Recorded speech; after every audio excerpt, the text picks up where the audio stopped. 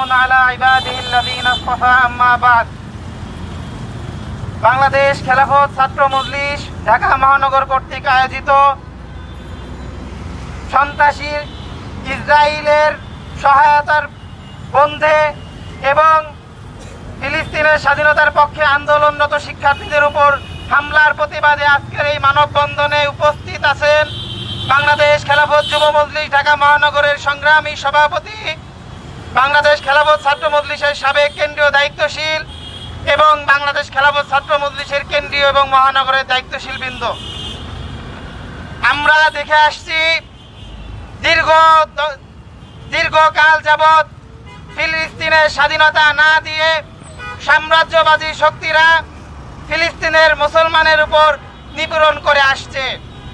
আল আকসাকে মুসলমানদের না দিয়ে এটা একটি অমীমাংসিত অবস্থায় রেখে ধর্মে ধর্মে যুদ্ধ বাঁধিয়ে রেখেছে।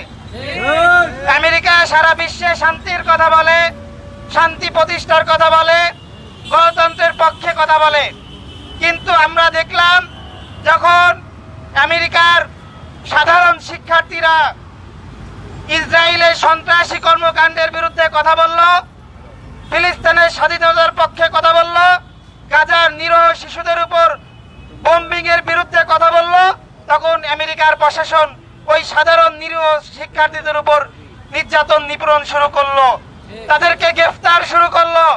আজকের এই মানববন্ধন থেকে আমরা এই ঘটনার তীব্র নিন্দা ও প্রতিবাদ জানাই।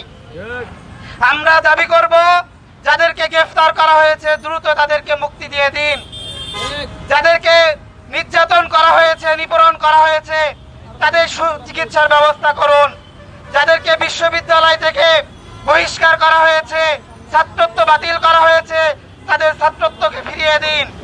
যদি আপনারা এগুলো করতে ব্যর্থ হন তাহলে সারা বিশ্ব জুড়ে আপনাদের সন্ত্রাসী কর্মকাণ্ডের বিরুদ্ধে যে প্রতিবাদ শুরু হচ্ছে এই প্রতিবাদ আপনাদের এই সাম্রাজ্যকে ভেঙে চুরমার করে দিবে।